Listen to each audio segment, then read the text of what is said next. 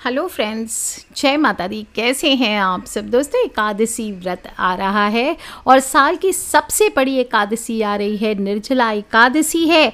एकादशी व्रत को वैसे भी सर्वोपरि माना गया है और सर्व कामना की पूर्ति हेतु सभी मनुष्य इस व्रत को करते हैं। और जब जेठ माह की शुक्ल पक्ष की एकादशी तिथि आती है तो इसे निर्जला एकादशी कहा जाता है। इस बार निर्जला एकादशी का व्रत 31 मई को रखा जाएगा। इस दिन भगवान विष्णु की उपासना का विधान आता है। इसे भीमसेनी एकादशी भी कहते हैं और कहा जाता है इस व्रत में पानी की एक बूंद भी ग्रहण नहीं करनी चाहिए। इस व्रत में सूर्य उदय से द्वादशी के सूर्य उदय तक जल भी ना पीने का विधान आता है और इसी वजह से निर्जला एकादशी इसे कहा गया है। इस व्रत को करने से मनुष्य को दीर्घ आयु और मोक्ष की प्राप्ति होती है और कहा जाता है प्रत्येक मनुष्य को हर वर्ष निर्जला एकादशी का व्रत अवश्य करना चाहिए। इससे भगवान विष्णु की कृपा हासिल होती है। वैसे तो सभी जानते हैं साल में 24 एकादशियाँ होती है और अधिक मास आती है तो 26 हो जाती है, लेकिन हर एकादशी अपने आप में विशिष्ट होती है। सभी के नाम अलग होते हैं, नियम अलग होते हैं, पूजा विधि अलग होती है और इन सब में सर्वश्रेष्ठ होती है निर्जला एकादशी। इस बार निर्जला एकादशी 2023 में बुधवार के दिन 31 मई को है और जो भी मनुष्य पूरे वर्ष में भूखे रहकर एकादशी का उपवास ना कर सके उस व्यक्ति को कम से कम इस एक एकादशी का व्रत अवश्य रखना चाहिए। इससे साल भर की जो 24 एकादशी होती है उन सब का पुण्य आपको सिर्फ एक एकादशी के व्रत से आप प्राप्त कर लेते हैं। वैसे तो ये सबसे कठिन व्रत होता है और इस दिन सिर्फ कुल्ला या आचमन करना चाहिए, लेकिन फिर भी अगर आप ना रह सकें तो फलों का रस ले सकते हैं, दूध ले सकते हैं, फलाहार का सेवन कर सकते हैं। और अगर दिन भर की भाग दौड़ करनी पड़ती है, आपको इधर उधर जाना पड़ता है, गर्मी का मौसम है, तबीयत खराब हो रहा है, तो आप जल भी लीजिए और फिर भी ना काम चले तो दूध वगैरह लीजिए, केला वगैरह खाइए। ऐसा नहीं हो कि बीमार पड़ जाए, प्राण नहीं त्यागने हैं आपको व्रत करने के लिए। चाय, कॉफ़ी, पान, जर्दा ये ज़्यादा सेवन ना करें, इन सब से व्रत भंग होता है।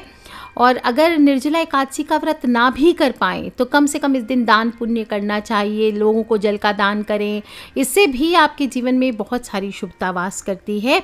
इस व्रत को सर्वप्रथम भीमसेन ने शुरू किया था, इसकी कथा मैं बाद में बताऊंगी, तो इसीलिए इसे भीमसेनी एकादशी या पांडव एकादशी के नाम से भी जाना जाता है।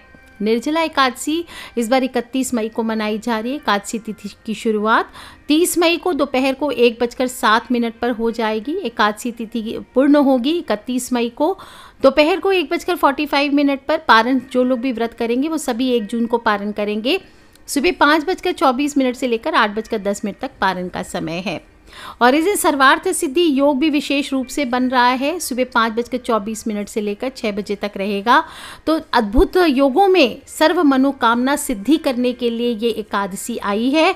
तो जो लोग भी व्रत करना चाहते हैं वो दशमी तिथि से ही शुद्धता का ध्यान रखें। रात्रि में सात्विक भोजन करना है, समय पर सोएं, श्री हरि विष्णु भगवान का ध्यान करते हुए सोना चाहिए, ब्रह्मचर्य का पालन करें। 11 वाले दिन सुबह जल्दी उठना चाहिए। अपनी दोनों हथेलियों के दर्शन कीजिए, बोलिए कराग्रे वस्ते लक्ष्मी, कर मध्य सरस्वती, कर मूले तू गोविंदे, प्रभाते कर दर्शनम।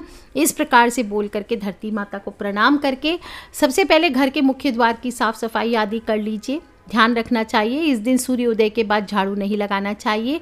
चींटी है, सूक्ष्म जीव है, इनकी मृत्यु का भय रहता है। हल्दी के जल का छिड़काव कीजिए। मुख्य द्वार पर उसको सजाइए, रंगोली सजाइए, तोरण लगा सकते हैं। और फिर इसके बाद स्वयं को साफ़ सुथरा करना है। तो इस दिन मंजन नहीं किया जाता है। लकड़ी का दातुन तथा पेस्ट का उपयोग नहीं करना चाहिए। कहा जाता है कि नींबू हो, जामुन हो, आम के पत्ते लेकर चबा लें, उंगली से कंठ शुद्ध कर ले।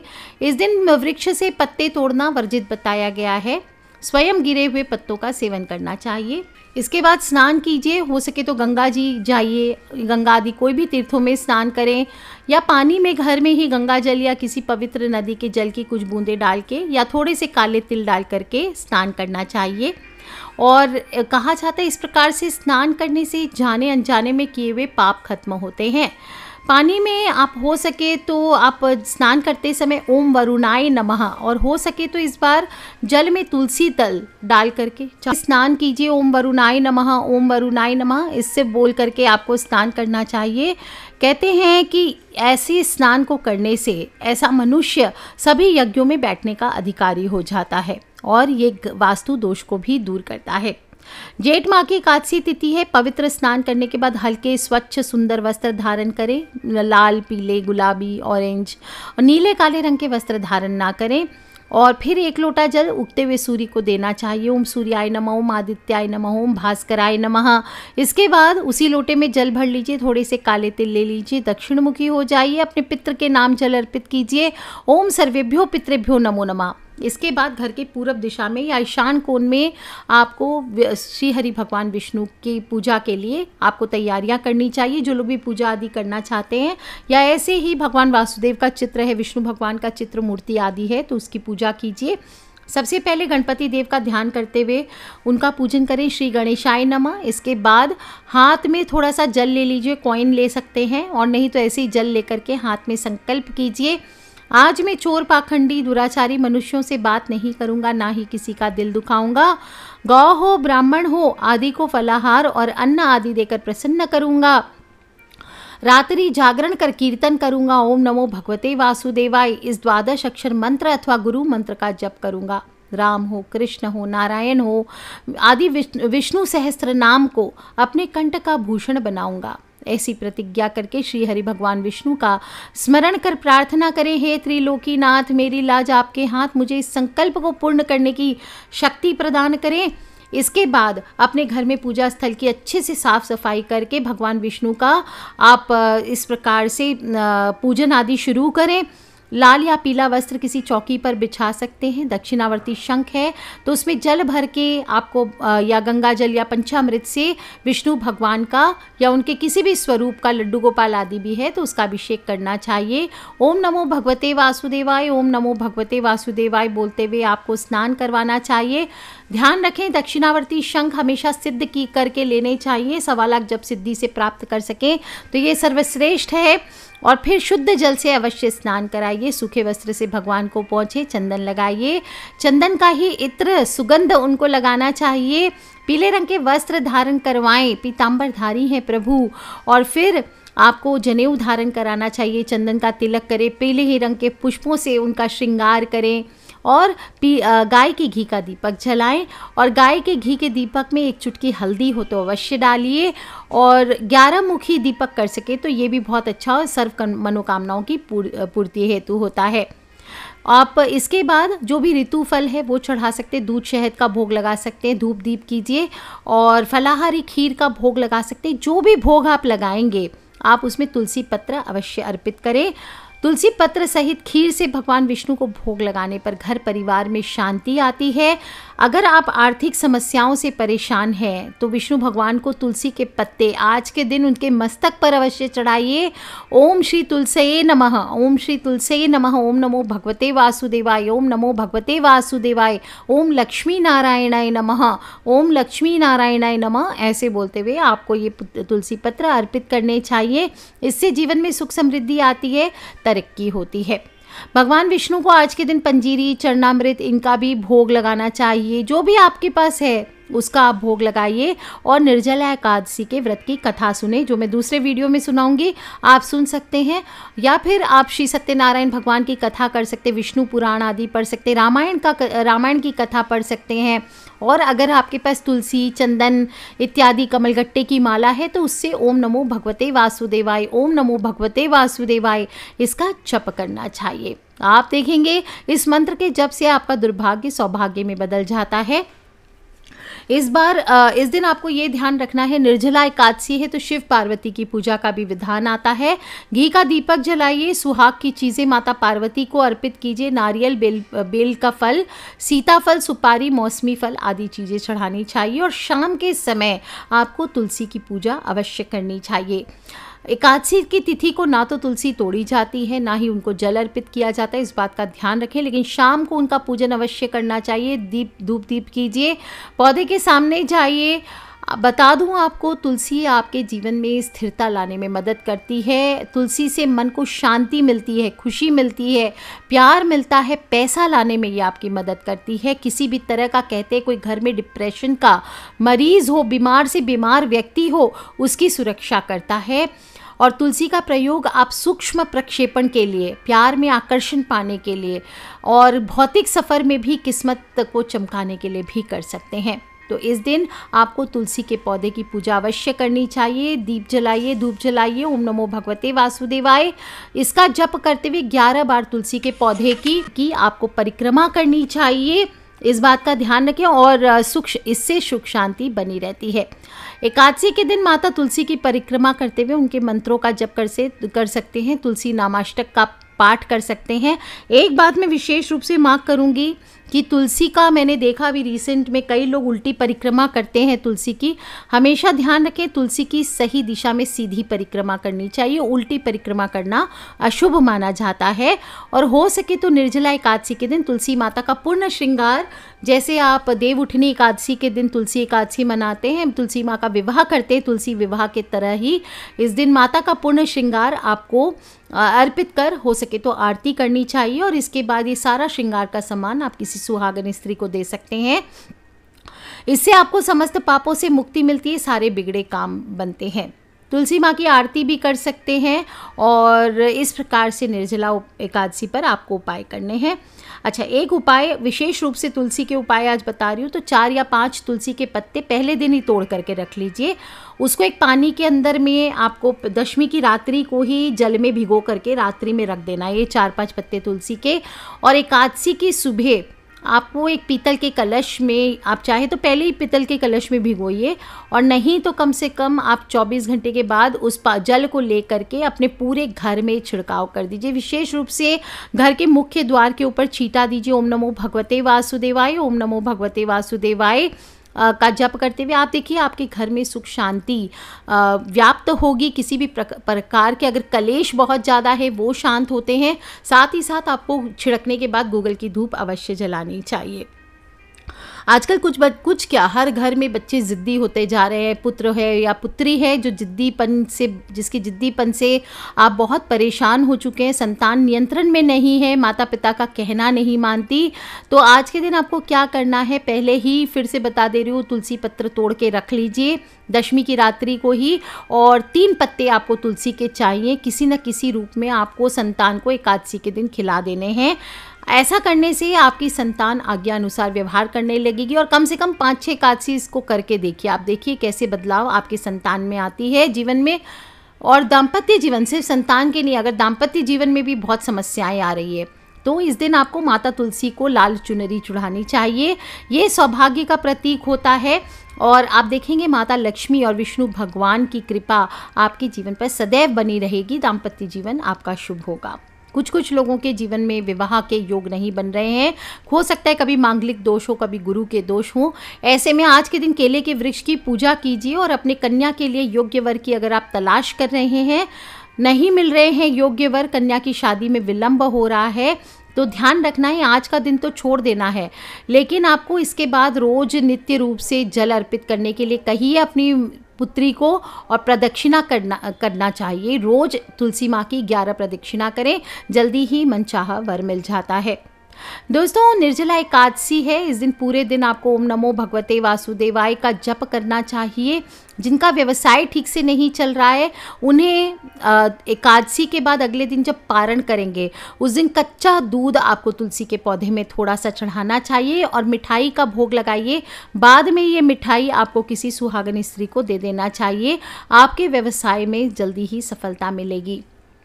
बहुत सारे उपाय होते हैं तुलसी के। यदि आपको अपने वर्क प्लेस में अपने सहकर्मियों से, अपने कोलीग से, अपने जो सीनियर्स हैं उनसे परेशानी हो रही है तो आप क्या कीजिए, 16 बीज ले जाइए तुलसी के और जो ऑफिस में खाली ज़मीन हो, कोई गमला हो जहाँ मिट्टी हो, वहाँ पर आपको ये तुलसी के बीज सफ़ेद कपड़े में बांधकर सुबह सुबह चुपचाप दबा देना है। आप देखेंगे आपके जो कोलीग्स हैं, आपके सीनियर्स हैं, उनसे आपकी अंडरस्टैंडिंग अच्छी हो जाएगी।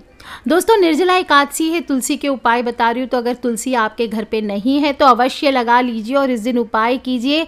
ये पौधा हरा भरा जब होता है तो आपके परिवार की पवित्रता और वृद्धि का प्रतीक होता है। और तुलसी की पूजा तो करेंगे ही साथ निर्जला एकादशी है तो पीपल के पेड़ में भी आपको आज के दिन जल अर्पण करना चाहिए। पीपल में विष्णु भगवान का वास होता है, कर्ज से मुक्ति मिलती है। और दान अवश्य करें, जल का घड़ा दान कर सकते हैं, वस्त्र, धन, फल, मिठाई, पैसा, जो आपकी इच्छा हो वो आप दान कीजिए। ध्यान रखना चाहिए, एकादशी का दिन है, अन्न नहीं ग्रहण करना चाहिए। इसके लिए बहुत खूबसूरत कथा भी आती है। 18 पुराण में सबसे महत्वपूर्ण कौन सा है? पद्म पुराण, और इसके 14वें अध्याय में एकादशी की व्याख्या की गई है। व्यास देव जी ने जैमिनी ऋषि के सामने बताया है कि समस्त भौतिक जगत की उत्पत्ति करते हुए परम पुरुष भगवान विष्णु ने पापियों को दंडित करने के लिए पाप का मूर्तिमान रूप लिए एक व्यक्तित्व की रचना की। इसको पाप पुरुष के रूप में पहचाना गया और पाप पुरुष के दोनों हाथ और दोनों पांव की रचना बहुत सारे पाप कर्मों से की गई।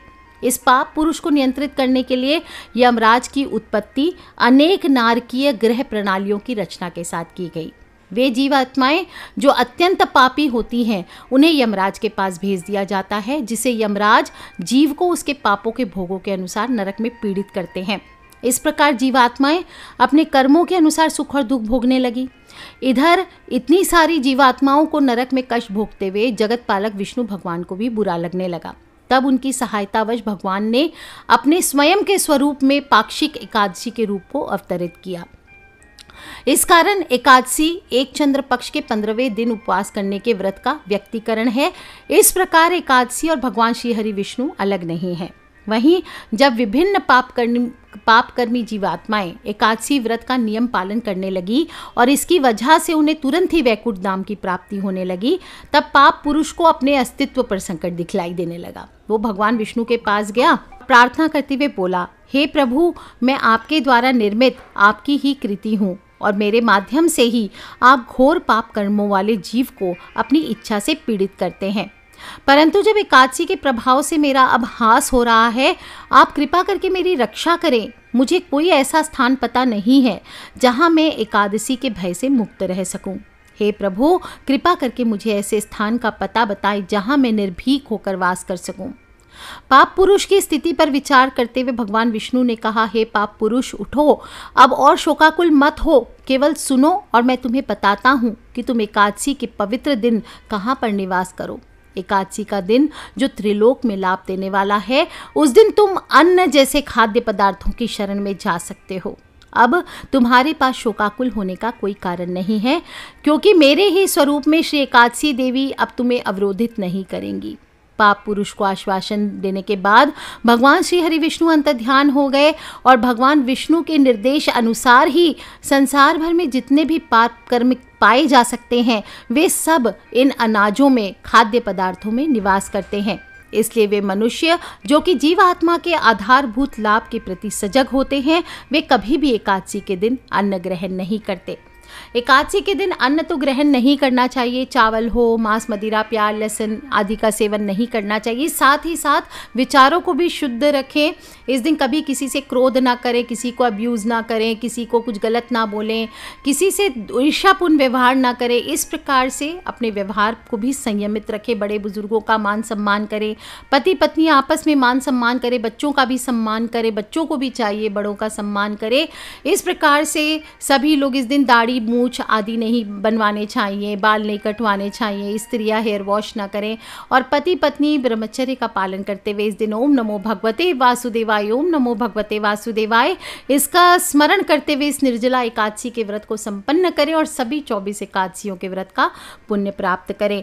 आज के लिए इतना ही दोस्तों। खिलखिलाते रहे, मुस्कुराते रहे। आगे मैं दूसरे वीडियो में आपको बताऊंगी कि राशि अनुसार निर्जला एकादशी पर आपको क्या करना चाहिए। बहुत ही अद्भुत मुहूर्तों में आ रही है निर्जला एकादशी, तो सभी लोग तैयारियां कर लीजिए। किस प्रकार से बायना निकालना है वो भी बताऊंगी, साथ ही साथ कौन सी राशि वालों को क्या उपाय करना है ये भी बताऊंगी। तो आज के लिए इतना ही। सभी लोग चलिए सच्चे दिल से एक बार जयकारा लगाते हैं।